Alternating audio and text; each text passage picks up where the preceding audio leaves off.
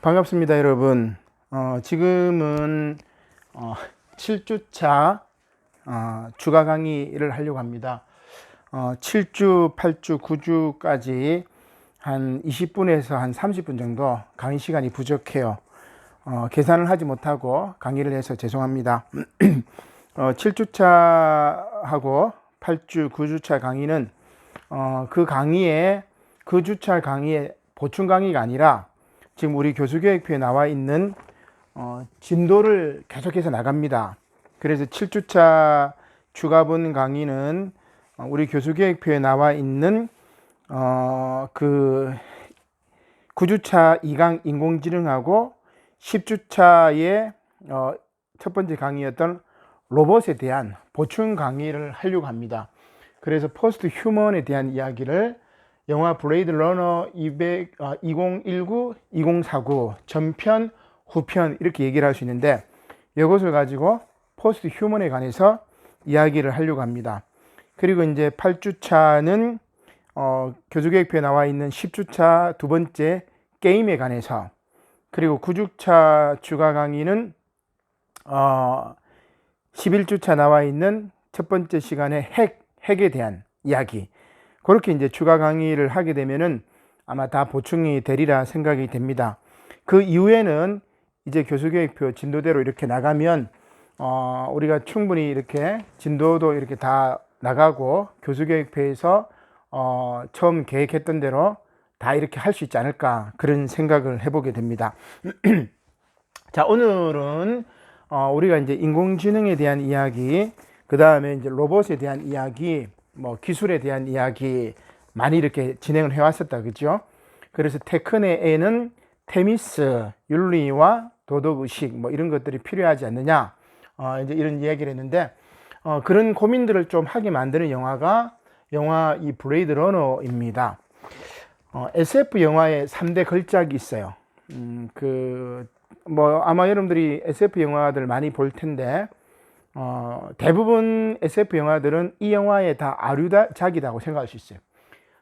최고 잘 만든 SF 영화 넘버 1은 블레이드 러너, 넘버 2는 공각기동대, 만화로 된 공각기동대가 있어요. 몇 년 전에 우리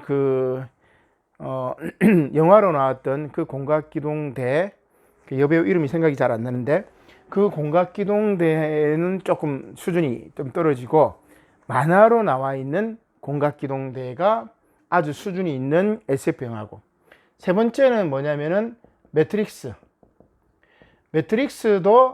1편만 해당이 돼요. 2편, 3편 이렇게 진행하면서 조금 매트릭스 1편의 형이상학이라든지 문제의식들이 조금 사라졌는데 매트릭스 1편, 그래서 블레이드 러너, 공각기동대, 매트릭스 요 세 가지만 이렇게 봐도 SF 영화의 큰 흐름들을 볼 수 있고, 하나 더 이제 추가하자면은 아일랜드라고 있어요. 아일랜드. 스칼렛 요한슨이구나. 이 아일랜드에도 이제 스칼렛 요한슨이 나오는데, 여기 공각기동대도 스칼렛 요한슨이 했던 그 공각기동대는 조금 이제 좋지 않아요. 뭐 수준이 높지 않고 만화 공각기동대가 있습니다. 그래서 이제 요 네 가지 정도만 이렇게 보면은 SF 영화의 뭐 알파 오메가 시작과 끝이라고 볼 수 있겠습니다. 저도 이제 가장 감명 깊게 보았던 것이 블레이드 러너, 뭐 공각기동대, 매트릭스 요 세 가지가 제 개인적으로도 감명 깊게 보았지만, SF 영화 10대 영화 하면은 1, 2, 3 정도, 뭐 1, 2, 3, 4 이 정도 이야기를 합니다. 그래서 여러분들이 SF 영화를 볼 때는 요 정도를 좀 이렇게 봐주시면 좋을 것 같아요. 자, 그러면 오늘 이제 블레이드 러너 2019, 2049 두 편을 이제 한번 이야기를 할 텐데, 블레이드 러너가 제공하는 형이상학이 있습니다. 곧 몸과 마음의 관계, 그리고 시간과 공간의 본성, 기계와 인간의 투쟁, 인간 정체성의 확립과 혼란, 뭐 이러한 사이버펑크 사상 가장 오락적이며 최고의 형이상학 담론을 갖춘 영화가 바로 이제 블레이드 러너, 특히 이제 1편이 그래요. 제가 볼 때 2편 2049는 조금 이제 좀 이렇게 너무 과장된 것도 있고 문제의식이 1편보다는 못하다는 생각이 듭니다. 그래서 다가올 시대의 고민을 이미지로 혹은 상상력으로 추동시키는 그런 힘들이 이 블레이드 러너에게 있다. 그렇게 볼 수 있습니다. 지금 이제 강의 내용은 1편에 대한 이야기 이렇게 얘기하고, 그 다음에 거기에 나오는 뭐 사이보그는 아니고 레플리컨트라고 이야기를 하죠. 거기에 나오는 어떻게 보면은 그 인조인간일 수도 있고, 그거에 대해서 혹은 이제 뭐 만드는 로봇은 또 아니야, 어떻게 보면. 그러니까 이 레플리컨트에 대해서 민중과 사건의 주체라는 이야기로 알랭 바디우, 현존하는 철학자입니다. 프랑스 철학자 중에서 현존하는 철학자 중에 가장 뭐 어떻게 보면은 사상의 깊이가 있는 철학자고, 저 개인적으로도 이제 알랭 바디우 철학자를 굉장히 이제 좋아하는데, 포스트 모던은 상대주의죠. 결과적으로 이야기하면. 그러나 함께 연대하고 함께 힘을 합치자, 뭐 이런 의미들을 다시 진리를 복원했던 철학자입니다. 포스트 모더니즘이 진리를 해체했다면은 다시 진리를 복원했던 철학자가 이제 알랭 바디우인데, 알랭 바디우가 이야기하는 사건과 그리고 그 사건에 대한 충실성, 그리고 주체, 뭐 이런 개념들이 좀 이 블레이드 러너하고 이제 연결이 돼요. 그래서 제가 레플리컨트를 민중 혹은 사건과 주체라는 것을 한번 읽은 글이 있어서 제가 쓴 글인데, 그걸 소개하려고 합니다. 그 다음에 2049 영화에 대한 이야기, 결론으로 집중에 대한 이야기를 한번 해보려고 합니다. 그 이정우 교수가 블레이드 러너를 가지고 1편입니다. 이렇게 극찬을 했어요. 제가 이제 인용한 글인데, 블레이드 러너는 처음부터 끝까지 긴장의 끈을 놓치지 않는 형이상학적 주제와 미학적 영상으로 우리를 사로잡는다. 이후에 많은 영화들이 이 영화의 벽을 넘어서려고 했지만 아직까지 이 영화의 빼어남을 능가하는 작품은 나오지 않았다. 그만큼 이제 잘 만든 영화라는 이야기입니다. 자, 왜 그러느냐? 이제 영화 속에 나오는 주제를 이야기합니다. 잘 들어보세요. 주인과 노예의 투쟁. 이거 헤겔의 이제 준호 변증법이라고 이야기를 하는데, 인간과 인간이 만든 창조물의 투쟁, 뭐 그런 이야기겠죠. 그 다음에 테크놀로지의 여군, 기술의 어떤 부정적인 것들, 기억의 기묘함, 내가 가지고 있는 기억이 정확한 건지 심어준 건지, 그 다음 인간의 뼈저린 고독, 그리고 혼란스러운 정체성, 죽음의 미소, 무를 받아들이기, 절대 무를 받아들이기, 인간과 기계의 본질, 고통을 가져다주는 진실, 어둡고 힘겨운 삶 속에서 섬광처럼 빛나는 사랑, 이런 주제들이 아주 사이버 펑크의 걸작을 만든 영상이라고 할 수 있습니다. 이 영화가. 그래서 전편 2019에 관한 무수한 담론들이 그것 때문에 아마 오늘날 2049 속편을 만들지 않았을까, 이런 생각을 해보게 돼요. 그래서 2019는 앤디 워홀이 열어놓은 현실과 시뮬라크르의 착종 문제를 중심에 놓을 수도 있고, 앤디 워홀이라고 여러분 아시는지 모르겠어요. 그 마릴린 먼로 연작 시리즈, 그 다음에 체게바라 연작 시리즈, 마릴린 먼로 얼굴이 쭉 연결되어 있는 거 있죠, 그죠? 그러니까 이제 이 앤디 워홀이 이 시뮬라크를 통해서, 이제 그림자겠죠. 현실을 복제한 이미지를 통해서 이미지가 현실을 능가한다는 것을 보여줬던 화가입니다. 이 앤디 워홀이 열어놓은 현실과 시뮬라크의 착종, 어쩌면 현실보다 더 현실 같은 시뮬라크르겠죠. 이것을 중심에 놓을 수도 있고, 그 다음에 이태강 선생님 같은 경우는 이렇게 해석하는데, 이진경 교수도 마찬가지고, 금기와 거세 공포를 둘러싼 외디푸스적 인간이에도 엿볼 수 있다. 1편 같은 경우는 이 레플리컨트가 자기를 만든 창조주를 찾아와요. 내 생명이 4년밖에 되지 않아. 그래서 그 생명을 연장시켜 달라고 아버지한테 얘기를 했는데, 아버지가 너는 그걸로 잘 만든 거야. 그렇게 끝나야 돼. 이렇게 얘기를 해요. 그래서 아버지의 누나를 파가지고 죽여버립니다. 타이렐사의 회장의 누나를 파가지고 죽이게 되는데 로이가 이제 그런 이야기를 하죠. 그래서 이것을 이제 웨디푸스적 인간 이해로 이제 엿볼 수 있다. 가령 아버지 타이렐의 돌아온 탕자의 비유에 아버지의 누나를 빼므로 프로이드의 부친 사례와 비슷하게 웨디푸스 컴플렉스를 부정하는 로이가 바로 그것이다. 부친 사례한 아들이 자기 눈을 봤잖아요. 웨디푸스 왕은. 그죠? 그러나 아들이 아버지 눈을 판 것은 웨디푸스 컴플렉스를 부정하는 그런 영화라고 할 수 있습니다. 사실 이제 이 소포클레스의 웨디푸스 왕에서 오이디푸스 왕은 자신이 아버지를 죽인 자임이 분명해질 때 스스로 자신의 눈을 찌르며 이렇게 말합니다. 오 빛이여, 이제 나로 하여금 너를 보지 못하게 하라 하면서 눈을 빼버리는 거죠.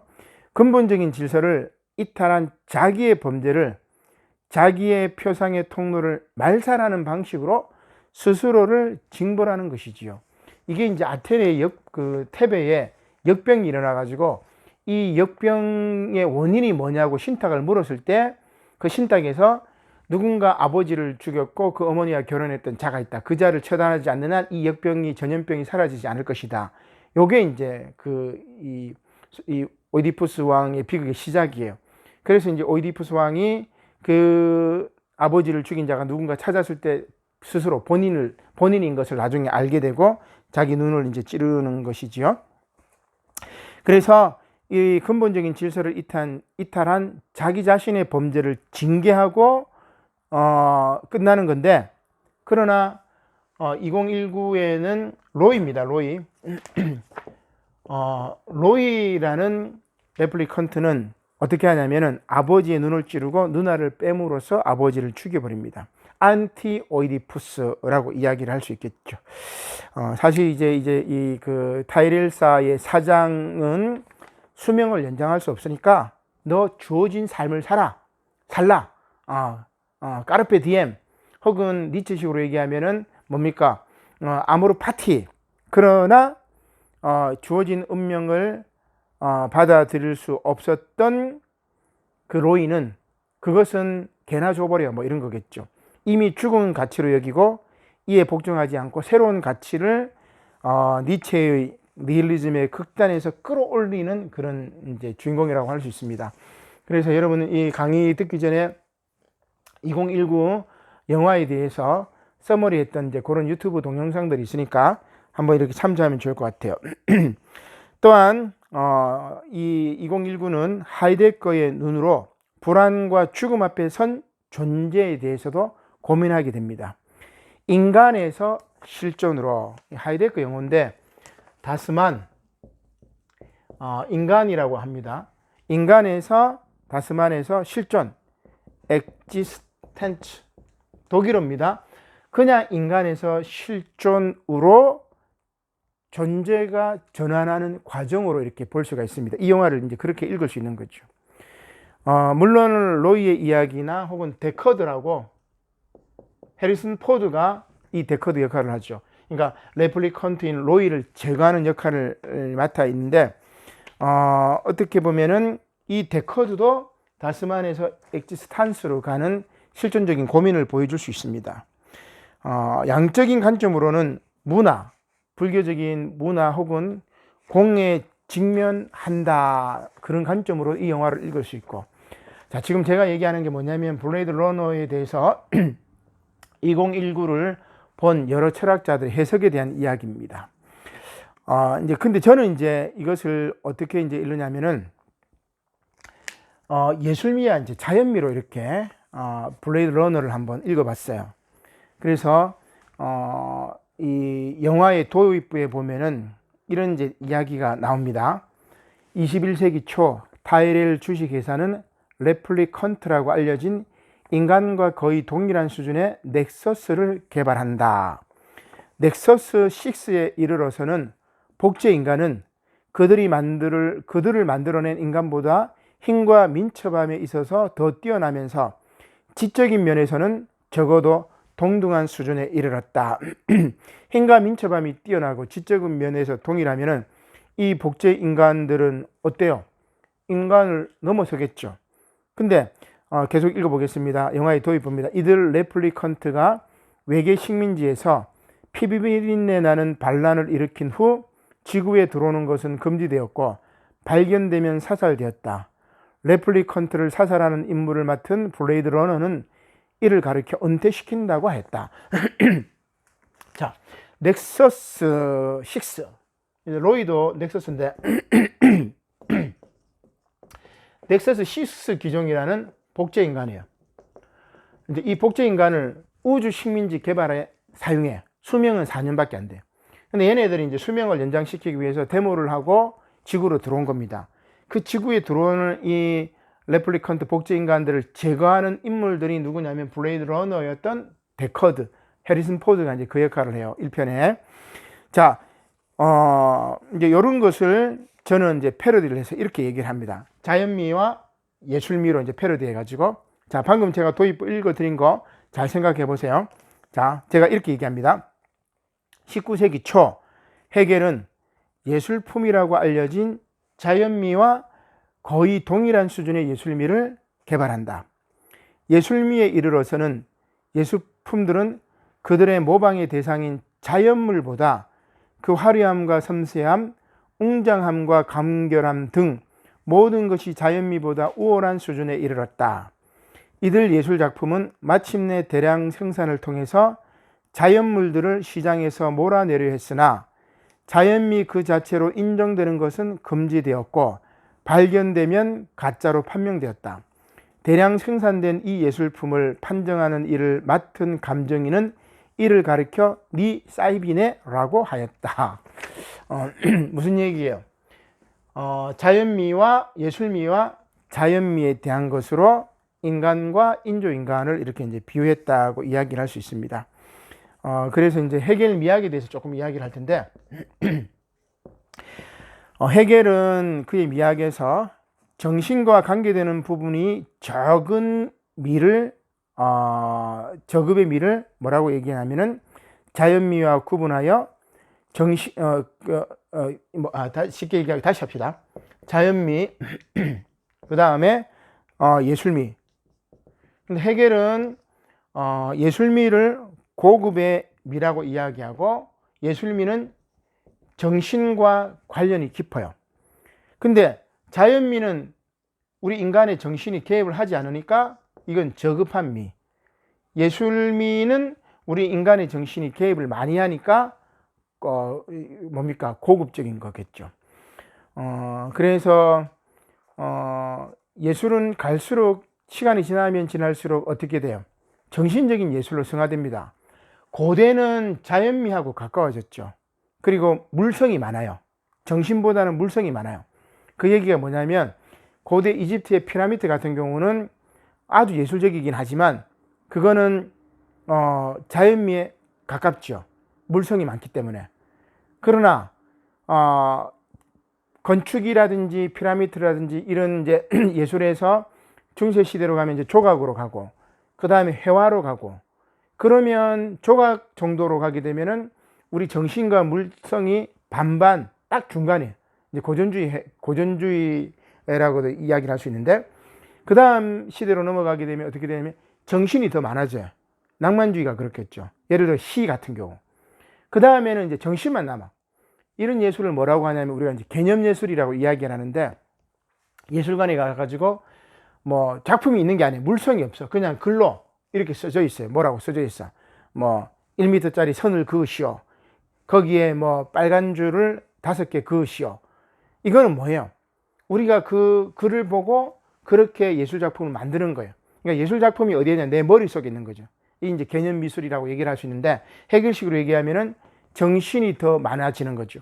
그래서 자연미보다는 예술미를 헤겔은 더 이제 중요시 여겼다. 뭐 그런 이제 이야기인데, 근데 여기에서 제가 이제 이야기했던 내용이 뭐예요? 이런 거죠. 19세기 초 헤겔은 예술품이라고 알려진 자연미와 거의 동일한 수준의 예술미를 개발한 예술이 등장입니다. 예술미에 이르러서는 예술물들은 그들의 모방의 대상인 자연물보다 그 화려함과 섬세함, 웅장함과 간결함 등 모든 것이 자연미보다 우월한 수준에 이르렀다. 오늘날 시뮬라크르가 그런 기능을 하는 거죠. 오늘날 복제인간이 그 기능을 하는 거겠죠. 오늘날 인공지능이 로봇이 그 기능을 하고 있죠. 그리고 이들 예술작품은 마침내 대량 생산을 통해서 자연물들을 시장에서 몰아내려고 했습니다. 그리고 자연미 그 자체로 인정되는 것은 금지되었고, 발명되면은 가짜로 판명되었고. 근데 이제 여기서 예술미가 먼저냐, 자연미가 뭐냐, 중요하냐, 뭐 이런 이제 고민들을 우리가 해볼 수가 있겠죠. 이제 이런 게 이제 제가 이제 블레이드 러너를 통해 가지고 예술미냐, 자연미냐, 인간이냐, 복제 인간이냐, 이런 것들을 이제 고민해 볼 수 있지 않을까, 이런 이제 이야기입니다. 따라서 영화는 자연미에 대한 예술미의 철저한 우위를 보여줍니다. 가령 영화가 시작되면 거대한 건물들이 어두운 하늘 아래서 펼쳐집니다. 이러한 도시의 건축물은 자연을 짓밟고 자연보다 더 아름다운 미를 추구하여 세웠던 건물들이었습니다. 태양이 비추이는 장면이 단 한 장면에 불과하듯이 예술미는 철저히 자연미를 억압하고 세워집니다. 그러나 그 끝은 암흑임을 이 영화는 드러낸다고 저는 보고 있지요. 아니면 인간의 욕심인가, 자본주의의 탐욕인가. 오 빛이여, 이제 너로 하여금 나를 보지 못하게 하리라. 이러한 오이디푸스의 절망적인 외침이 변주가 된다고 볼 수가 있겠습니다. 붕괴된 자연미, 그러나 예술미는 자본에 포획되어 미학은 어둠과 침울함만을 영상 이미지로 갖고 있다고 볼 수가 있겠죠. 역시나 이제 헤겔도 이렇게 이야기합니다. 낭만 예술이 해체되면 예술은 붕괴된다. 그래서 나중에 정신만 남고 개념 예술만 남으면 그건 예술의 종언이다. 뭐 그런 이제 이야기를 헤겔이 하고 있는 것이지요.